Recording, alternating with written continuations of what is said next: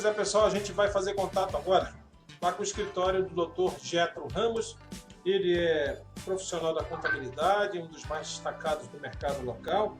Ele comanda a Servate Consultoria e Assessoria Contábil. O senhor nos ouve, doutor Getro? Bom dia. Sim, bom dia, tudo bem? Olha, prazer tê-lo conosco. A gente já ensaiou isso aqui, eu acho que uns 3 sábados desse, e agora deu certinho. O senhor está com a gente, mesmo aqui em videochamada, em teletrabalho, que eu imagino deve ter sido, é uma das rotinas agora do senhor, atender seus clientes através de videochamada. Realmente, essa pandemia aí, ela fez com que muitas empresas se reinventassem, na verdade, né? Porque foi uma situação que poucas pessoas, quer dizer, ninguém estava esperando, né? Pegou todo mundo de surpresa. Então, como os escritórios de contabilidade também tiveram que investir em tecnologia para colocar seus funcionários em home office para poder dar continuidade no serviço e poder atender os clientes da melhor forma possível. Pois é, o senhor falando disso, a gente lembra, já houve quem chamasse o combate ao Covid-19 de uma guerra, né? É uma verdadeira guerra. E em períodos da história, sempre depois das grandes guerras, vem grandes contribuições tecnológicas para a humanidade, né? E esses recursos, exatamente, não só da videochamada, mas outro dia eu vi uma assinatura precisando ser coletada com uma certidão, né? Que passa pela chancela da Receita Federal com o CPF desse contribuinte, não é? Sim. Existe também a certificação digital, que é uma nova tecnologia que está sendo muito utilizada agora durante a pandemia, que não precisa mais as pessoas estarem presentes para fazer a assinatura. A gente pode mandar o documento via internet, via WhatsApp, via e-mail, a pessoa assina com um certificado digital e devolve para o escritório. E aí a gente pode fazer providenciar os registros na junta comercial e fazer os demais registros como um documento de validade, entendeu? E aí pode ser pessoa física e pessoa jurídica, podendo tirar esse certificado digital, que ele pode ser o A1, que vale 1 ano, que é o arquivo, ou então o certificado A3, que vale 3 anos e fica armazenado em um pendrive. Então, com essas novas tecnologias, que a Receita Federal também já está exigindo de todas as empresas para poder enviar suas informações, está facilitando muito a nossa vida nesse período de pandemia, sem precisar ter um contato direto com o cliente. Olha, doutor Getro, eu devo aqui compartilhar uma experiência, até um depoimento, né? No primeiro contato que eu tive com o senhor, aí no escritório, chamou a atenção a sua didática, viu? E é difícil, às vezes, do técnico se desvencilhar do termo técnico para falar fácil. O senhor tem essa facilidade e eu queria aproveitar, então, essa didática sua para o senhor explicar, né? Tem muita gente que está aproveitando esse período da pandemia para organizar a empresa, para organizar a firma. Às vezes, lá na lista de atividades que estão lá no cartão do CNPJ, é preciso, eu mesmo estou passando por essa necessidade de adaptar aqueles códigos das atividades. Mas, de outra sorte, a nossa junta comercial, por exemplo, também está com atendimento remoto. Mais do que nunca, profissionais da contabilidade pode ser essa assessoria, fazer a diferença para quem está precisando arrumar a situação da empresa, não é? Com certeza. A gente sempre fala que nesse momento de crise surgem muitas oportunidades, né? Como tem aquele ditado, enquanto uns choram, outros vêm de lenço. Então, numa dificuldade dessa, aparecem muitas oportunidades para aquelas pessoas que estão abertas a mudanças, né? Porque a gente vê que com essa globalização, o comércio, o empreendedorismo, ele é dinâmico, ele vai mudando, o capitalismo vem muito forte, e aí muitas empresas que não se adaptarem às novas mudanças vão ficar para trás e vai se perder no meio dessa globalização e do avanço rápido da tecnologia, né? Então, a junta comercial hoje ela está funcionando de teletrabalho, home office também. Os funcionários estão em casa, mas assim o procedimento de registro não mudou, deixou de ser da forma física e passou para ser da forma digital, tá? E não tem assim uma previsão de quando a junta comercial vai voltar às suas atividades normais. Mas, como todo mundo está dizendo, essa pandemia, o mundo já não vai ser mais normal como era. Então, foi uma mudança que veio e que, com certeza, vai trazer muitos frutos e tipo assim, vai trazer trouxe muita tristeza, está trazendo também, mas ele vai trazer muita coisa nessa questão da tecnologia que não vai voltar, vai ser daqui para frente, não vamos voltar como era mais antigamente.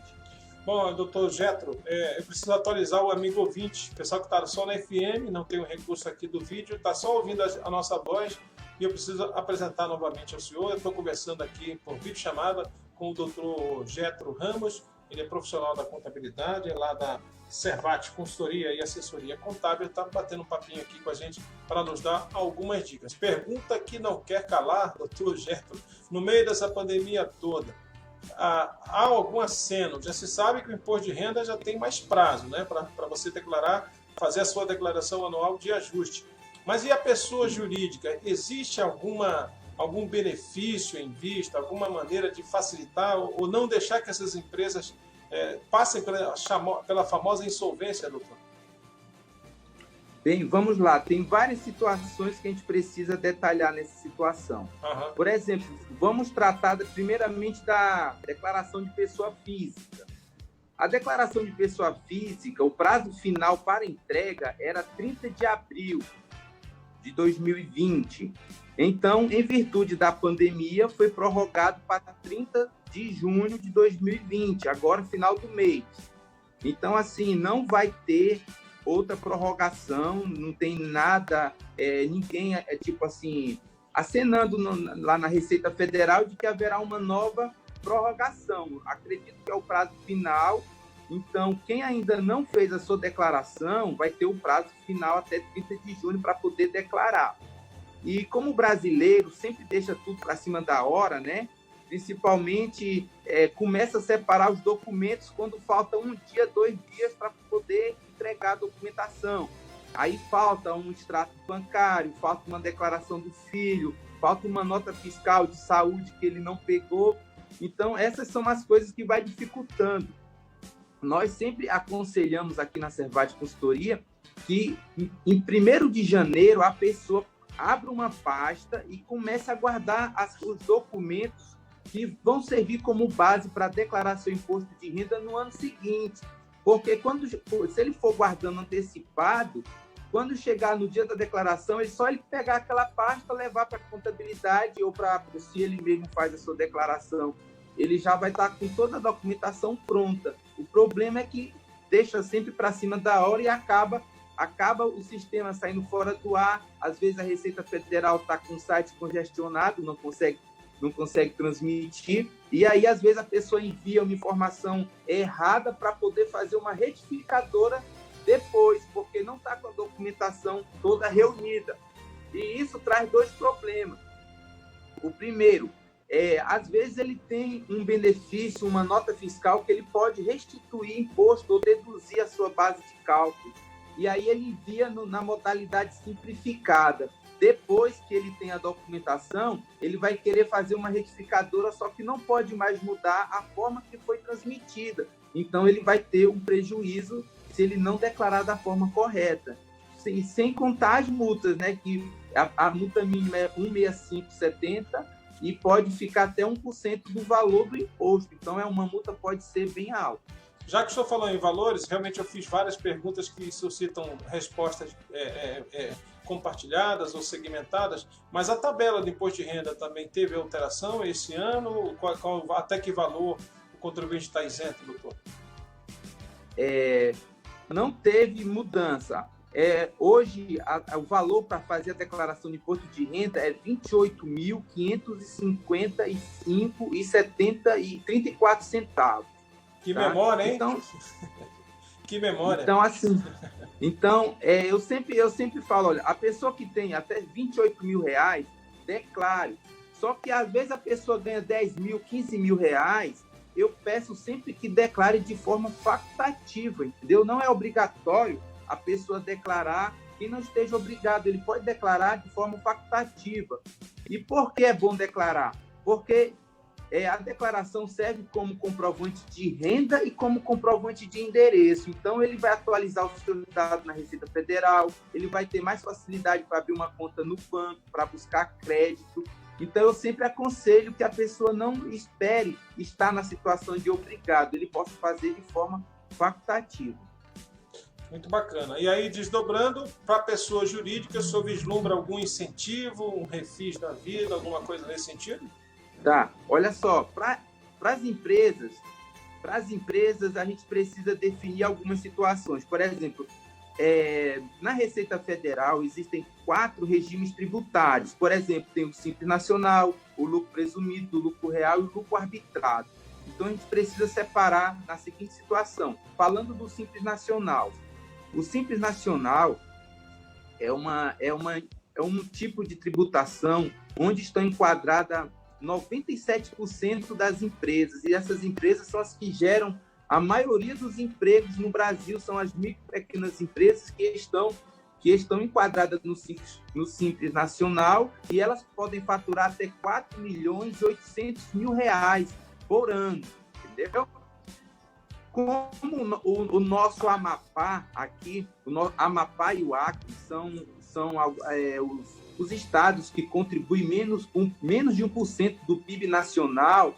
Então, aqui no estado do Amapá, a gente tem um sublimite de R$1.800.000. Ou seja, se uma empresa ultrapassar esse limite de R$1.800.000 no ano, ela inicia a pagar os seus impostos estaduais na modalidade normal, mas ela continua no Simples Nacional para efeito de pagamento dos impostos federais. Essa é uma situação específica desses 2 estados do Brasil. As empresas do Simples tinham que declarar até 31 de março de 2020. A Receita Federal, em virtude da pandemia, também prorrogou esse prazo agora para 30 de junho. Também é da empresa do Simples Nacional. E falando das empresas do lucro presumido e lucro real, a Receita Federal prorrogou o expédio contábil para 30 de julho, 30/7, tá? Então, assim, era 30 de maio para declarar, mas em virtude dessa pandemia, a Receita Federal ela foi muito assim acessível e ajudando muito o empreendedor e a contabilidade também nesse momento de pandemia, fazendo essa postergação desses prazos aí das declarações. Deixa eu fazer uma conjectura aqui, o senhor me perdoe a minha total falta de habilidade com relação a esses temas, mas lucro presumido lembra um pouco aquela famosa substituição tributária que a gente experimentou no Estado. Guardadas as proporções, é mais ou menos isso? Uma estimativa de ganho? Tá. Quando falamos de substituição tributária, nós estamos falando da questão do ICMS, tá? ICMS, a compra de mercadoria que a gente precisa pagar de forma antecipada, tá?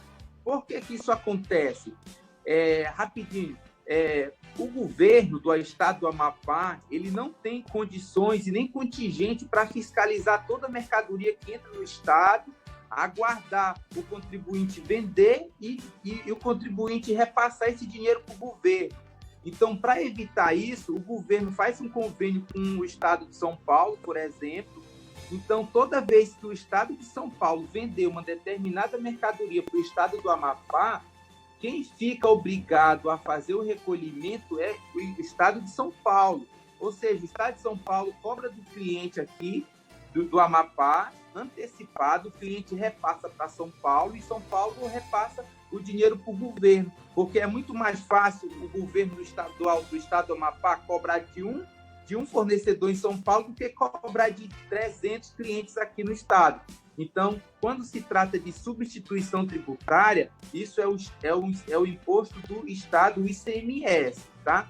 Quando eu falo do lucro presumido, eu estou me referindo a um regime tributário, tá? Da Receita Federal, que não tem nada a ver com o ICMS. Perfeito. Ou seja, as empresas que estão enquadradas no lucro presumido, as empresas de comércio, eles vão tributar em 8% a sua base de cálculo para o imposto de renda e 12% para a contribuição social, e tem o PIS e COFINS, que isso é um regime de tributação diferenciada do Simples Nacional, por exemplo. Isso é cumulativo?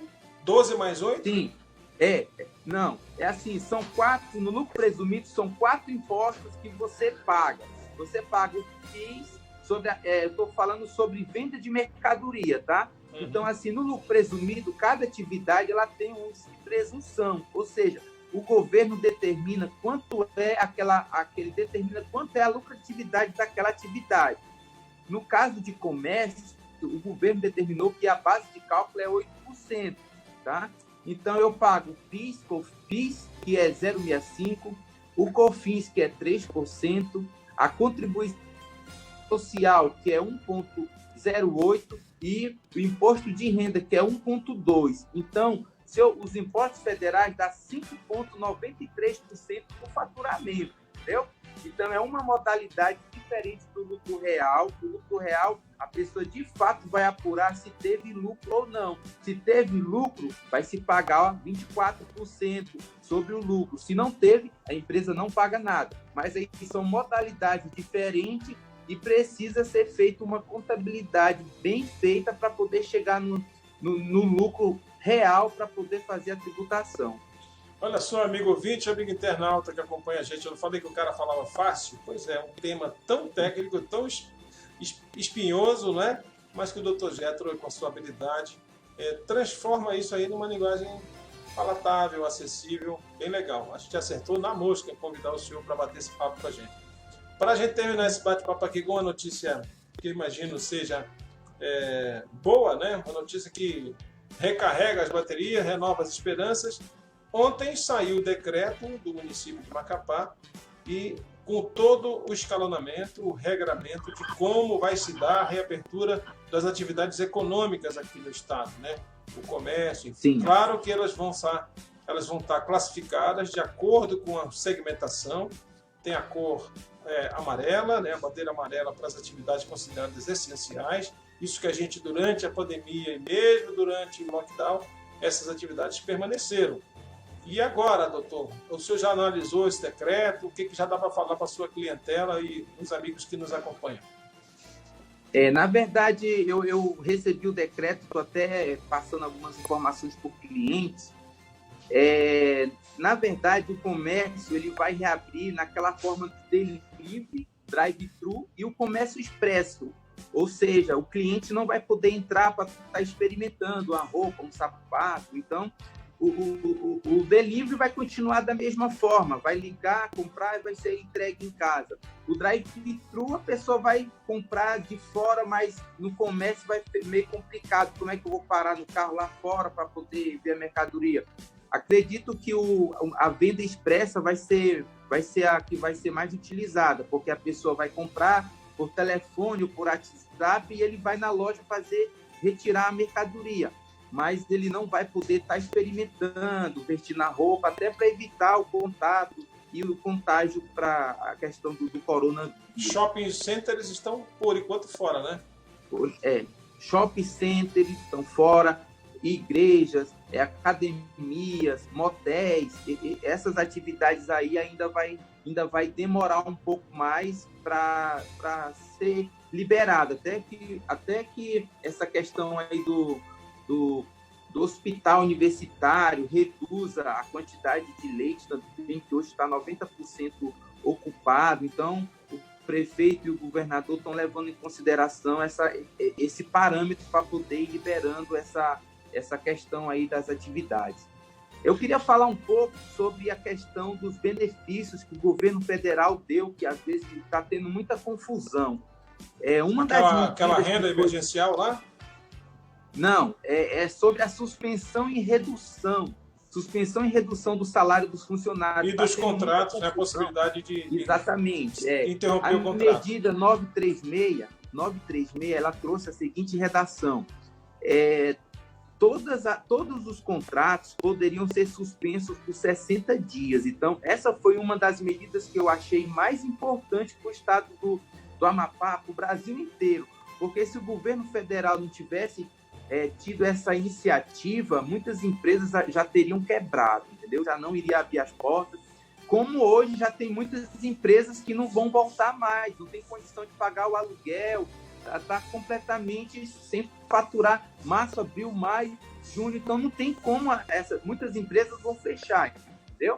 Então essa medida é o seguinte, o governo vai financiar durante 2 meses, que os funcionários vão ficar em casa sem trabalhar e o governo vai bancar 80% do salário desses cidadãos aí. 80% é o mesmo valor que ele iria receber como se fosse o seguro-desemprego, como se ele tivesse sido demitido, ele vai ficar em casa e vai receber esse valor. Só que esse seguro-desemprego que a gente chama é um seguro-desemprego especial, não vai comprometer, quando ele sair da empresa, não vai dizer, olha, você já recebeu o seguro-desemprego, você não vai mais receber. Até porque não tem esse título, né? Exatamente, é só para o Covid, tá? Só que o que acontece é que só pode ser feito por 2 meses, e já passou 2 meses, e agora os funcionários têm que voltar para trabalhar. E como é que essas empresas vão pagar esses funcionários se elas não estão podendo abrir as portas? Doutor Aí tem Getro, uma saída. O governo complementa com os 80%, que é o principal. Os 20% é a empresa que está complementando? Não, a empresa está desobrigada de pagar os 20%, tá? Okay. Agora, as empresas que faturam superior a 4 milhões e 800, essas sim, elas têm que complementar com os 30%, tá? No seguro-desemprego. Essas empresas aí sim. Agora, a maioria das empresas que são as micro e pequenas empresas que faturam menos de 4 milhões e 800 mil, elas não vão ter que pagar nada. O funcionário não trabalha e vai receber até 80% do valor do seu salário. Eu interrompi o seu raciocínio quando o senhor ia dizer, passaram os 2 meses e a solução Sim. qual é? Aí passaram 2 meses, os funcionários agora têm que retornar. Só que as empresas não estão abertas para receber esses funcionários. E então, o que vai acontecer agora? A empresa não vai ter condições de pagar esse salário, porque os funcionários não vão estar trabalhando, elas não vão poder abrir as portas. Existe a modalidade que é a redução da carga horária e a redução do salário em até 70%. Então, o que nós estamos orientando para os clientes nesse primeiro momento? Em vez de deixar o funcionário em casa e a empresa ter que bancar os 100% sem o funcionário trabalhar, além de fazer a suspensão, vai-se agora a redução de 70%, que assim, pelo menos, a empresa só vai arcar com 30%, não vai pagar os 100% do funcionário, entendeu?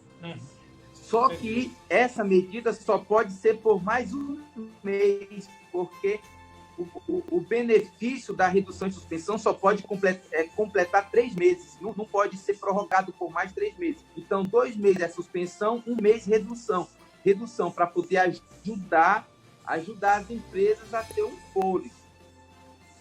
Uma outra notícia importante, ontem o Guedes, o ministro lá da Economia, publicou até um vídeo e afirmando que a Receita Federal iria mandar uma mensagem para os contribuintes dizendo que até quanto eles poderiam pegar como empréstimo para poder, como capital de giro, para poder ajudar na crise. E no dia seguinte, já começou a chegar as mensagens da Receita Federal. Impressionante a agilidade da Receita, que eu até fiquei afirmado com isso. Então, muitos clientes nossos aqui já chegou esse aviso dizendo, olha, você faturou R$1 milhão e você vai poder pegar 30% desse valor para capital de giro. E mais importante, os juros é 3,75% ao ano, entendeu? 3,75% ao ano, com 6 meses de carência e até 36 meses para fazer o pagamento. Ou seja, essa taxa de juros anual se assemelha muito à taxa de juros mensal de muito crédito, de operações de crédito, né? Exatamente. Dá em média de 0,31% ao mês, entendeu? Quase menos do que a taxa que a poupança te paga. Então, assim, é um juro muito barato e isso vai ajudar muito os empresários a superar essa crise. Ou como entendeu? vocês costumam dizer, vocês que são do meio contábil, né? Dinheiro barato. Dinheiro barato. Então, as empresas precisam hoje, elas precisam economizar ao máximo, reduzir seus custos, rever a sua política de compra, renegociar com seus fornecedores, porque está realmente uma fase difícil, entendeu? Olha, pois não, é muito interessante essas reflexões que o senhor traz para a gente, porque se de um lado do governo, né, o poder público, e o Estado brasileiro é um Estado que não gera riqueza, é um Estado que vive fundamentalmente de arrecadar nosso tributo. Agora, na outra ponta do fio, no mercado, e outro dia o economista Jurandir já esteve aqui com a gente na emissora, ele estava falando, né, a diferença entre inflação e deflação, né, o índice geral de preço não tem demanda, né, por isso que a gasolina baixa, o preço do petróleo está caindo, está despencando, e a projeção é que a gente vai levar aí, 2020 é dado como perdido do ponto de vista econômico, mas daí 3, 4 anos pode durar essa recuperação econômica do planeta, hein, doutor Neto? Exatamente. Então, isso é uma situação, porque assim, estava até tendo um debate lá na faculdade, né, que a professora dizendo, mas o governo tem dinheiro para poder pagar essa suspensão, reclamando da questão do auxílio, do Corona Voucher, lá dos R$600, né, que a gente estava tendo esse debate. Aí eu falei, professora, quem é que financia o governo? Porque, assim, as empresas que pagam impostos para o governo são os contribuintes que consomem, vão gerando impostos diretos e indiretos. Se as empresas não estão funcionando, vai faltar dinheiro para o governo, vai faltar dinheiro para funcionário público, vai faltar dinheiro para pagar as contas, vai faltar dinheiro para tudo. E aí eu estava até vendo uma entrevista a respeito do custo do judiciário, né? O nosso judiciário brasileiro, ele custa 1,3% do PIB nacional, enquanto países de primeiro mundo, como o Japão, é 0,1%. Os Estados Unidos é 0,2%. Itália, 0,2%. Alemanha, 0,2%. E o Amapá, o Brasil, é 1,3% do PIB nacional. Então, assim, é um judiciário que as empresas levam nas costas, né?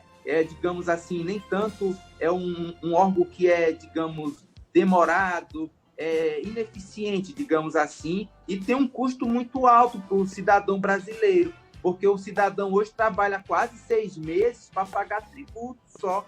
E depois de 6 meses é que ele vai começar a ver o dinheiro que é dele mesmo, entendeu? Então, é um custo muito alto e isso tudo vai ter um reflexo muito grande.